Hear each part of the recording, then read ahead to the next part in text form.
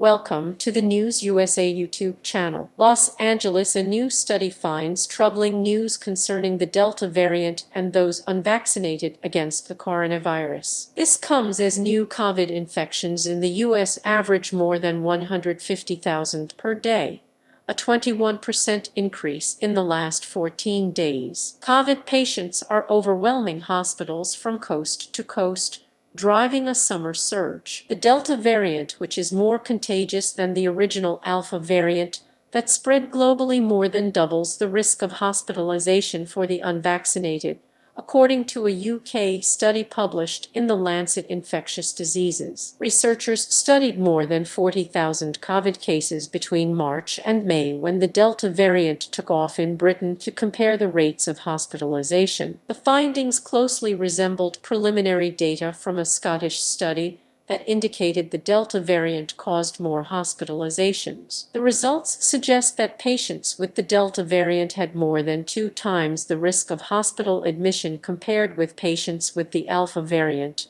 according to the UK study. Emergency care attendance combined with hospital admission was also higher for patients with the Delta variant, showing increased use of emergency care services as well as inpatient hospitalization. 2 visitors peer into the room of a COVID-19 patient in the intensive care unit at Salem Hospital in Salem, Oregon. /credit Andrew Selsky/AP. Meanwhile, in emergency rooms like one in Atlanta, ambulances are being turned away. In 7 states, more than 90% of ICU beds are full, according to federal data. Alabama has 0 beds left in its ICU, sparking a rush in vaccinations. Nationwide, deaths from COVID are up 355% since early July. Louisiana hit a record high of 139 deaths in a single day on August 24, according to the Centers for Disease Control. In South Carolina,